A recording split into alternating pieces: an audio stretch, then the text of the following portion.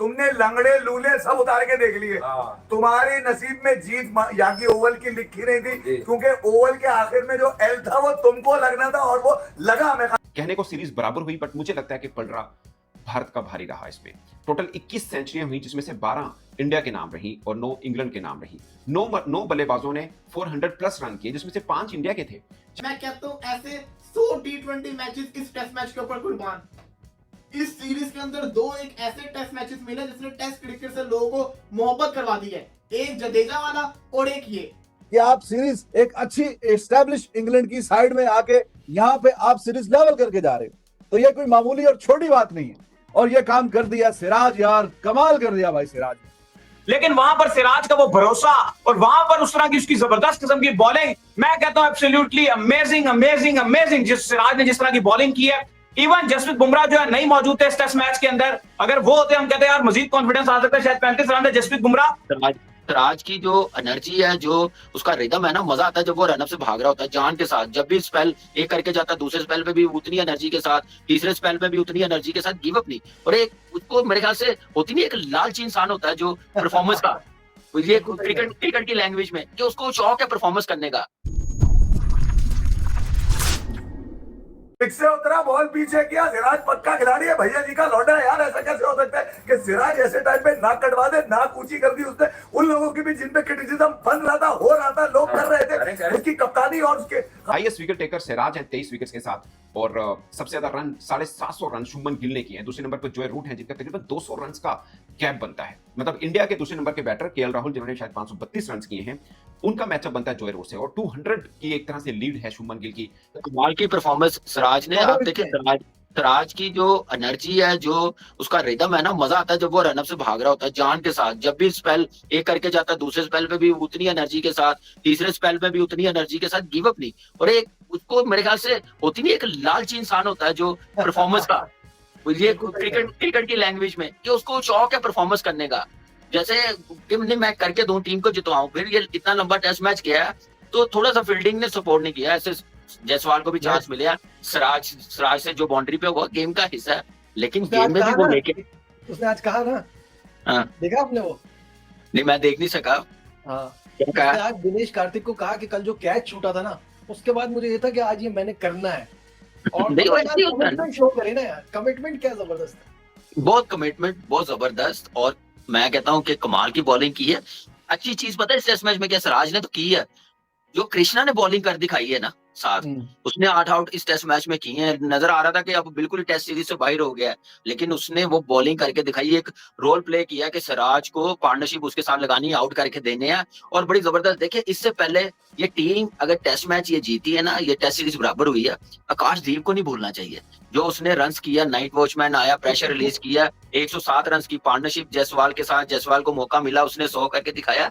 ये वो चीज थी जो टीम को लिफ्ट किया। और मेरे ख्याल से उसके बाद जड्डू ने 50 किया, फिर वाशिंगटन सुंदर ने किया, जुरल ने 36 रन बनाए हैं। ये बड़ी कमिटमेंट है और बड़ी कंट्रीब्यूट लोअर ऑर्डर ने भी किया। आप देखें कि आकाश की जो परफॉर्मेंस है ना, वो बड़ी जबरदस्त है। बैटिंग में जो आके उसने किया है, तो इंडिया की जो टीम है उसने बहुत शानदार इस पूरी सीरीज में लड़ाई की है। तो उनका ये सीरीज हारना बनता नहीं, उनका ये सीरीज में चलो जीत नहीं सकते तो लेवल करके जाए। लेवल भी काबिल इज्जत बात है कि आप सीरीज एक अच्छी एस्टैब्लिश इंग्लैंड की साइड में आके यहाँ पे आप सीरीज लेवल करके जा रहे हो, तो ये कोई मामूली और छोटी बात नहीं है। और ये काम कर दिया सिराज, यार कमाल कर दिया भाई सिराज। Siraj was amazing. देखें अभी जो उसने अभी रवि शास्त्री बता रहा था कि सबसे तेज तरीन जो बॉल है अभी आउट किया इससे पिछले ओवर में की जो लास्ट बॉल थी शायद, या सेकंड लास्ट बॉल, तेज तरीन जो उसने स्पेल की बॉल करवाई है वो अभी करवाई है। कितने ओवर से बॉलिंग करवा रहा है, कितने ओवर से बॉलिंग करवा रहा है, लेकिन लास्ट विकेट ये भी डिजर्व वही करता था कि वही लास्ट विकेट लेके, वरना कैच भी उसने निकलवा दिया था, है कि नहीं? अपॉर्चुनिटी उसने निकलवाई थी, वो जुरैल से अगर वो लग जाती स्टंप पे, वहीं पे भी काम आउट हो जाता। फिर वो जो छक्का लग के गया आकाशदीप के हाथ पे, वहां से भी वो अगर 1-2 कदम पीछे होता तो वो सीधा उसके हाथ में गेंद आ सकती थी। तो सिराज ही क्रिएटेड अपॉर्चुनिटीज, और सबसे जो बड़ा विकेट इंग्लैंड को आज चाहिए था जेमी स्मिथ की सूरत में, वो भी सिराज ने निकाल के दिया। तो भाई पूरी सीरीज इसने खेली है, ना कोई इंजर्ड हुआ है, ना कोई इधर उधर के कोई हिसाब किताब, और बॉलिंग जो की है वो स्पेयर हेड कमाल का भाई। इस बंदे ने क्रिकेट फैंस के ना सिर्फ इंडिया में बल्कि all over the world, I don't know about England, लेकिन ऑल ओवर द वर्ल्ड इसने अपने फैंस में इजाफा किया, और जितनी भी तारीफ की जाए उतना ही कम है। और पूरा मतलब जोशो जज्बे से कि अब यहां से हमने मैच जाने नहीं देना। और जैसे ही आज आती जेमी स्मिथ की बड़ा विकेट था, वो काफी थ्रेटनिंग हो सकता था, उसका विकेट जो निकाला ब्यूटीफुली। क्रिस वोक्स टूटे हुए बाजू के साथ आया खेलने। 4 ओवर वो पिच के ऊपर खड़ा रहा, भागता रहा, बल्लेबाजी करने का उसको टाइम ही नहीं मिला। गस एटकिंसन आउट हो गया। सिराज जिसने बाउंड्री के ऊपर कैच पकड़ के छक्का करवाया, उसी सिराज ने आज इंडिया को जो मैच वो हड़वा रहा था वो मैच जितवा के दे दिया। 23 विकेट लेके गया इस सीरीज के अंदर। यार इतना बड़ा मैच आज के दिन हमें था कि 4 से 5 ओवर में इंग्लैंड खत्म कर देगा, जेमी स्मिथ आके मारेगा। आते साथ ही पहले 6 मिनट के अंदर जेमी स्मिथ आउट होता है। 34 चाहिए होता है इंग्लैंड को, 4 चाहिए होता है इंडिया को। ओ भाई वो 34 अजाब बन जाता है, 340 बन जाता है। 1 घंटा पूरा लगा इस मैच को खत्म होने के अंदर।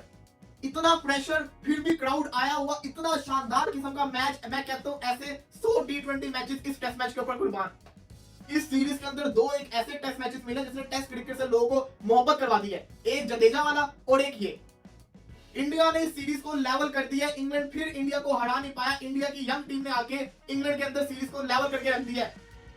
Jamie ओविटर, Jamie Smith, Jacob Bethel, ये सब के सब रह गए। 34 स्कोर नहीं कर पाए यार भाई, 34 स्कोर।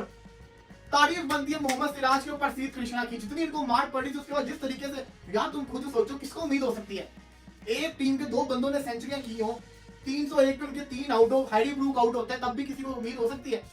नहीं थी उम्मीद। ये तो मेडिकल हुआ है। कल हम एक ही बात कर रहे थे, कोई मेडिकल इंडिया को बचा सकता है। नमस्कार दोस्तों, हिंदुस्तान एंटरटेनमेंट लाइव चैनल में आपका बहुत बहुत स्वागत है। और मैच तो देख ही लिया होगा आपने, और आपको पता भी होगा कि इंडिया ने ओवल में एक ऐतिहासिक जीत दर्ज कर ली है दोस्तों। यहाँ पर इंडिया करीब 1978 या 1980 के बीच टेस्ट में जीती थी यहाँ पर, लेकिन उसके बाद से काफ़ी सूखा रहा और टीम इंडिया नहीं जीत पाई थी।